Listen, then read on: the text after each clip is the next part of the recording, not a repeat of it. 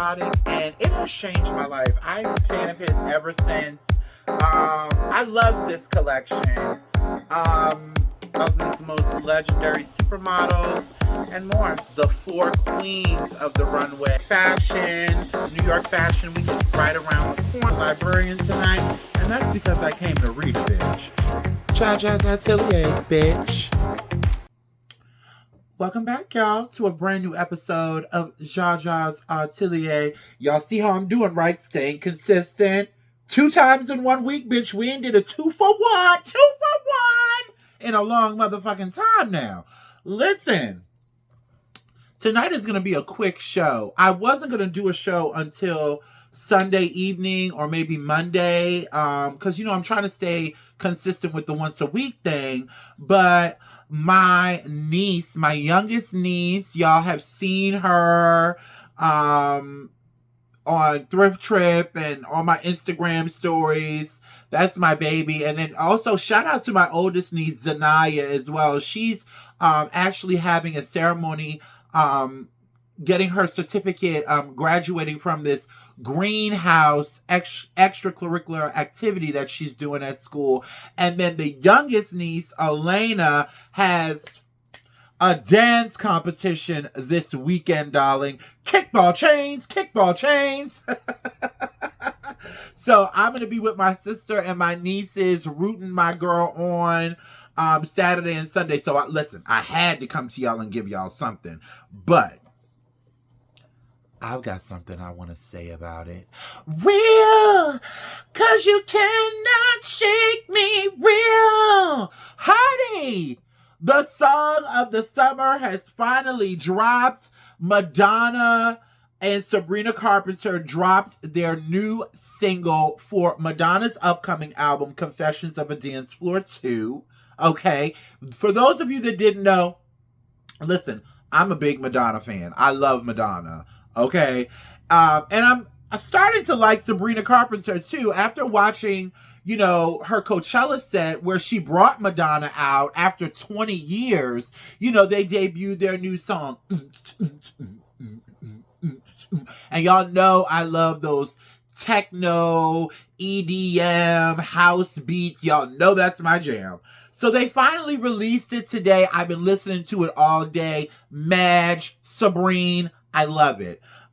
Since we're on the subject of music, honey, we cannot talk music without talking about Doechii and Lady Gaga's new video for their song Runway, which is the lead single from the Devil Wears Prada 2 soundtrack. I mean, look at this. Please, Lord, I hope I don't get a copyright strike. Excuse me. I'm rushing. You know I got the lisp. But yes, look at this. And let me tell y'all something about music. The music video game is dead. Listen, I came up in the 90s. We had Hype Williams. We had Dave Myers. It was so many people making the most insane music videos. Like the 90s, like the way we do reels on Instagram with our outfits or debuting our new songs and all the creative things. That is the new version of music videos these days. Back then, we didn't have that. It was a 3 to 5 to 6 minute mini film, honey. And that's exactly what this gave. I haven't seen a music video this good in so long. They're wearing all kind of designers like Harris Reed, fresh off the runway couture in this deconstructed couture look. They're wearing custom Gaurav Gupta. These facial mask looks, these whole bodysuit looks covering the face. They say reportedly that both of these took almost 8,000 hours to make. So listen, huge shout out to Lady Gaga and Doechii. I mean, the creative is absolutely insane. I absolutely love this. Alice in Wonderland meets Devil Wears Prada meets, you know, underground ballroom scene. I thought it was amazing. Y'all know that's right up my alley. So, listen. Since we are on the subject of runways, you know that Matthew Blasey newly appointed creative director of Chanel, just debuted his first cruise collection for the house this week in Paris, just a couple days ago. Now, I did give a review on it. It is in my YouTube shorts if you want to check it out. I absolutely love the collection. But honey, there was one accessory that flew right over my head. I didn't even notice it. I was so focused on... Okay. And this is no shade. When it's like a spring summer collection or like a cruise collection and I see flip-flops, I immediately, my eyes just automatically only pay attention to the ankle up. Like, I don't care about flats and flip-flops and all that. Like, I don't care. So I just thought it was a regular flip-flop. Well, one of my fave creators on TikTok and Instagram, honey, Rashonda Leas, caught it. And honey, she had something to say about it. In the words of Madonna. Hold on. Take a look. Where is it at? Oh, hell no.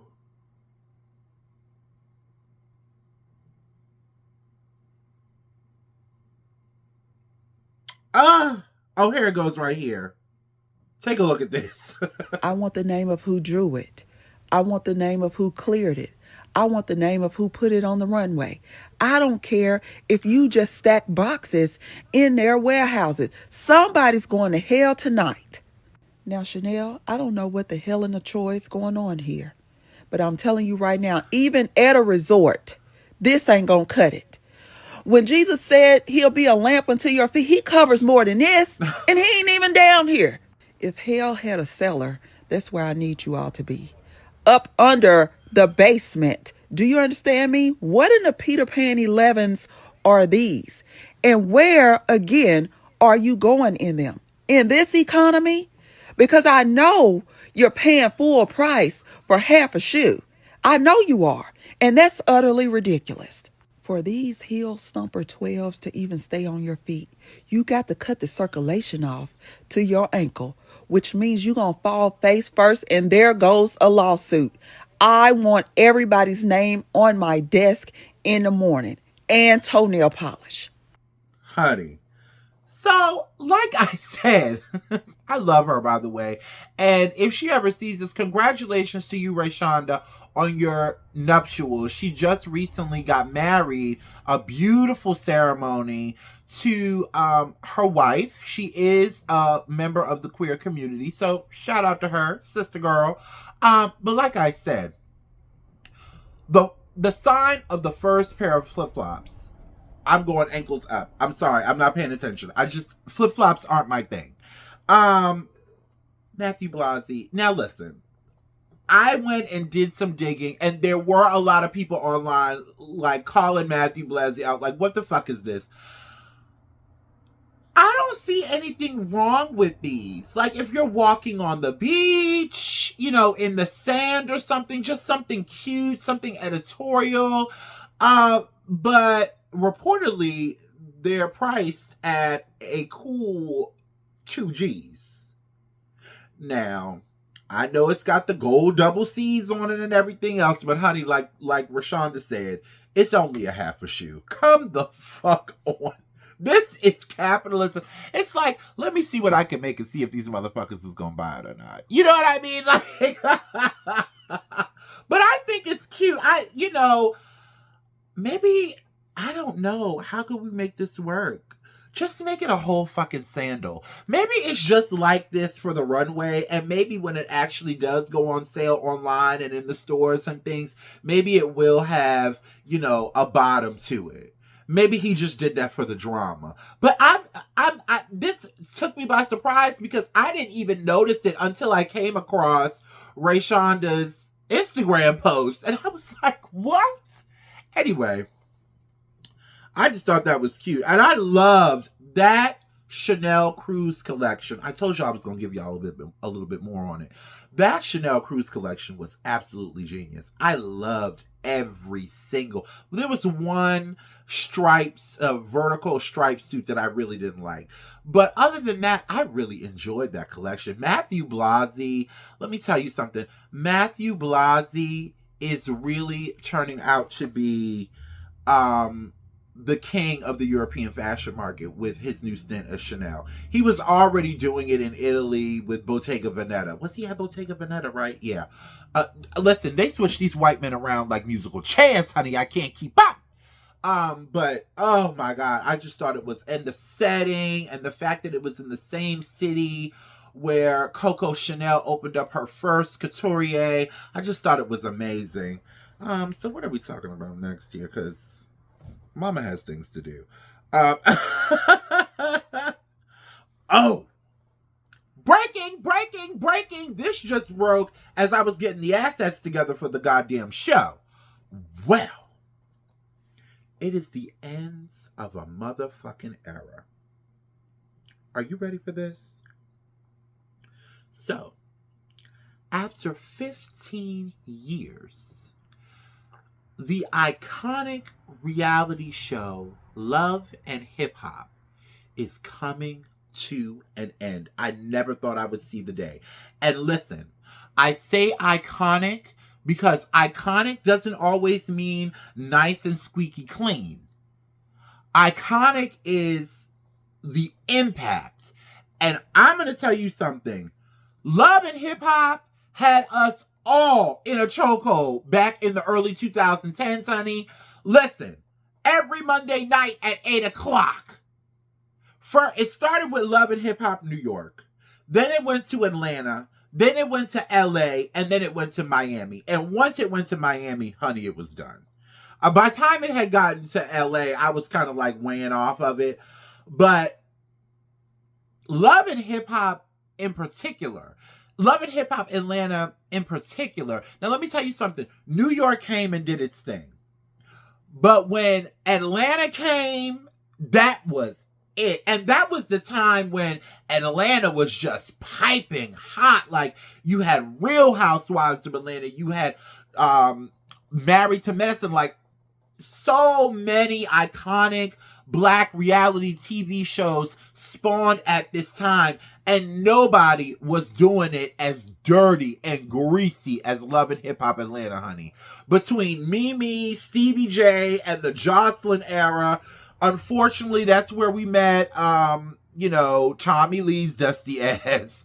And I mean, this spawned Zeus Network and, so many other networks, that are out right now doing the drink throwing and the fighting and the greasy talk and the sleeping with your man and, babies out, babies out of wedlock everywhere. You know what I'm saying? And we were tuned in. Now listen, there had been rumblings about, them canceling Love and Hip Hop a few months ago. But they had been talking about that since Jocelyn Hernandez left the show. So I didn't think anything of it. I never thought that they would cancel Love and Hip Hop Atlanta, even though they have done away with New York and LA, and now it's only, I believe, Miami and Atlanta. And I think Miami got canceled maybe about a couple months ago too. Correct me in the comments if I'm wrong. But because I haven't seen Trina's ass on TV in a minute. So I'm going to read a statement from LaShawn Browning, founder and CEO of Antoinette Media and executive producer of Love and Hip Hop. They're calling this upcoming season the final chapter. So they do have a final season coming. They're not just going to clip it and not give you a conclusion. What was her name again? LaShawn Browning says, the Love and Hip Hop franchise has always been about the people.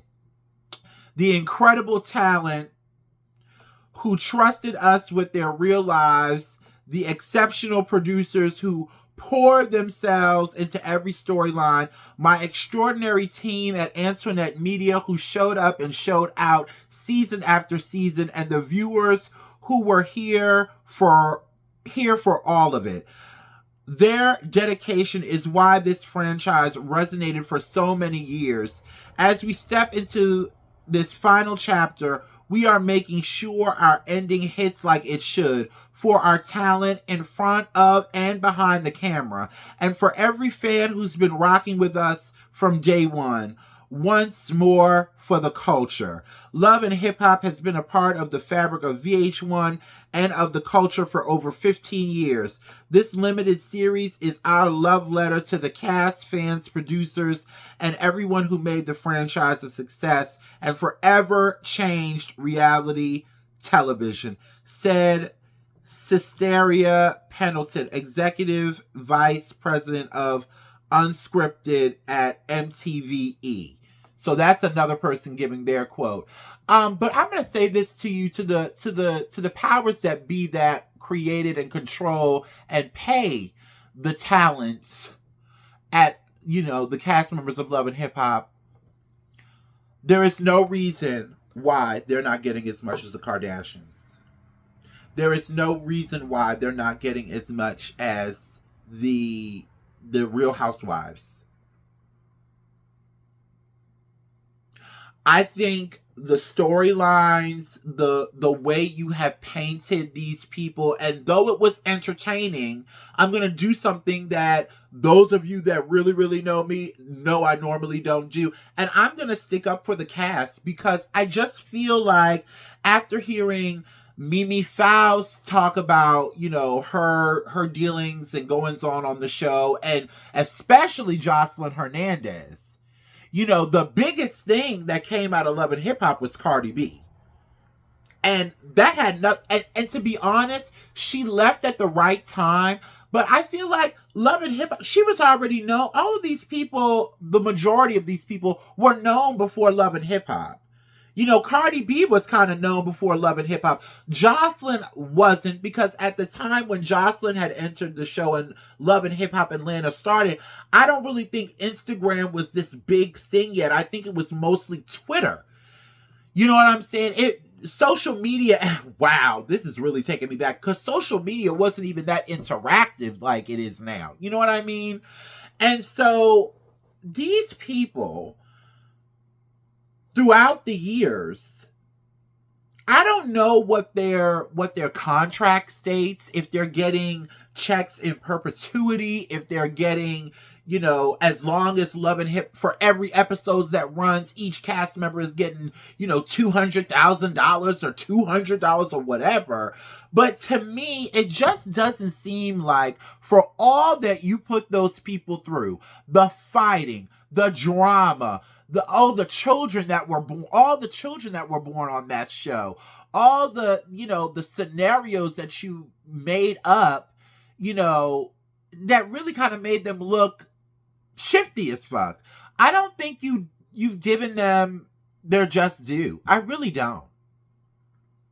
But you know what? As much as I don't watch it anymore, its cultural prevalence cannot be denied, and I'm kind of sad to see it go. And I really may watch this final chapter, because this is my whole 20s right here. You know what I mean? They also canceled Basketball Wives, and they're not coming back for no final chapter, and that I agree with. But this just popped up, and I was like, wow, it is really the end of an era. Mona Scott Young, do right by these people. These people should be walking away with millions of dollars in their bank accounts. Tens of millions of dollars. The amount of drama, drinks, and fists that were thrown on those sets. Anyway. Ooh, I'm running out of time, child. So, we talked about Meg Thee Stallion and Klay Thompson's breakup last week. The story had just broke. The only thing that I had heard at that point in time last weekend was Megan's statement. Well, honey. And I made a post about this on Instagram. I don't know what it is about Meg Thee Stallion that you men hate so much. But you men are y'all are coming off real sorry. I have seen man after man after man come out, call her a whore, damaged goods, she was just work, he don't need her. And it's like, why are you men so happy that this man cheated on this girl? Do y'all want to taste? And listen, when they first hit the red carpet together, I told y'all I wasn't really feeling, I was happy for her. He seemed very cookie cutter, but he wasn't, I didn't think he could handle Meg Thee Stallion. And I still don't. And I think that's why he cheated, allegedly. But these men, you men are sorry. Absolutely disgusting. Look at this picture here.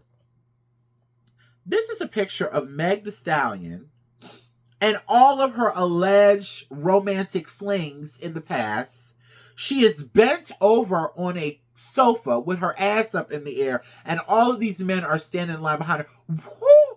I don't even want to platform the creator that posted this and created this and thought it was a good idea. What is going on? See, I come from the 90s. I come from the Love Jones era. I come from the Keith Sweat era, where a nigga had to beg to even be in a woman's presence. Hell, even in some of the most thugged out movies I done ever seen, niggas was begging. You men have no appreciation for women. Ooh, this wig. She needs a wash. You men have no appreciation for women. You have no appreciation for what femininity brings to your life. And you wonder why these women is always, because they're not getting anything else. What else are you good for? It's like all y'all are is a bunch of dicks with legs. How dare you? And then, I wasn't even going to talk about this until I saw Stephen A. Scumbag on his show giving his commentary. Take a listen at this. And I want to say this. Ladies, stop looking for society to police your relationships and to help you keep your relationship in check. That's your job. That's your job. You don't see the men getting any help from society. We don't get to sit back there and cry to the public, oh, they did this to me and they did that to me. No, we lost you, we lost you. She ain't want our ass no more. She moving on. We gotta suck it up. We gotta eat it. Y'all do too. Stop looking for society to get in your business, to police people that were involved in your life when they don't even know all the details, only what you tell. I'm quite sure Klay Thompson got a different version of what the hell happened. You don't see him talking about it. He don't deserve that. He doesn't deserve that. He's a great NBA player and a future Hall of Famer. That's what he is. Stephen A. Daughter, were you the one that Meg caught cheating with? Was you the one that Klay Thompson was cheating with? Because, and it's a lot of men that sound just like this. I don't understand this. I'm at a loss for words because I'm like, what in the fuck is he talking about? Let me tell you something, Mr. Potato Head. I don't say this about men because, I'm trying to evolve past the toxicity and patriarchy and all of that stuff, but you're gay. Gay! You are gay. You is an old school player. It ain't no old school players your age worried about Meg Thee Stallion and Klay Thompson. I'm just looking at all these men, and all you oh my God. And I think it's deeper than just Klay Thompson and Meg Thee Stallion. there is a resentment. I'm about to get into my spirituals. There is a resentment that black men have towards black women. And it's just like, you can't keep black women, you can't keep your foot on the neck of a black woman. Nobody can. Nobody can. And that's what you all resent. You resent that you all are here for the most part, and black women are here. When it comes to wealth building, hell, the reason why so many black people are middle class is because of black women. The reason why so many black families are middle class is because of black women. You black men really need to get them. Y'all really need to swallow an 8-ball, Stephen A. Smith. For real. Y'all men need to grow up and stand behind and beside these women. Black women are under attack. We don't have time for this shit. Speaking of black people being under attack, I posted a video after the Supreme Court ruling this week that rolled back the Voters' Rights Act of 1965, which is basically Jim Crow. Okay. I'm not going to dwell on the shit, and this is going to be the last thing before I leave. I'm not going to dwell on the bullshit. But what I am going to do is I'm going to encourage us, come November, when the midterms come, you have May, June, July, August, September, October, and then November. That's 6 months until the midterms. Find out where you need to go, what you need to have, and the one thing I want to tell from the millennials on down. Because anything past the millenniums already know what the fuck is up. My mama is ready. Okay? Be prepared and become comfortable with being uncomfortable. With this administration, it's something new. Every motherfucking day, they are constantly moving the goalpost. Move with the goalpost. Be prepared to be uncomfortable. We don't have time. The shit is getting real now. It's been real, but it's really for real deal now. We don't have time for the culture wars. We don't have time for the culture wars. We need to be figuring out how to get our elderly to these voting booths. We need to figure out what we're going to do. Who can watch these kids? How can we configure something with our jobs? We need to be getting a coalition together. And the one thing, I'm going to stress this. Get prepared to be uncomfortable, because they want to steer you away. Don't let them steer you away, because the moment you let them steer you away, they're going to take every right you have in this country as a minority, as a black person, as a queer person, as a Latino person, as a Jewish person, as a Middle Eastern person, as an Indian person. Any minority, they're going to make it hell. They're going to be dogs. There's going to be ICE agents. Stand firm and be prepared to be uncomfortable. And do not sit at home come the midterms. That's all I can do for you. I love y'all. I want us to have peace. I had the best day today, and I had to work all day. Everybody was in a good mood. Nobody gave a fuck. Nobody was worried about what Trump and them had going on. Do not let them steal our joy nor our rights. Be prepared to be uncomfortable, because that short period of uncomfortability will grant us a lifetime of peace, hopefully. Okay? I love y'all. I'll be back in a few days. Y'all know I've been staying on top of things now. Don't sleep on your girl. And also, thank y'all for running my stuff up. Welcome to all the new subscribers. Thank you for subscribing. Thank you for all the comments and feedback. It's been such a great week. And I will see you guys in a few days. Love you. Make sure y'all take y'all asses out there and vote. Oh, and run my shit up.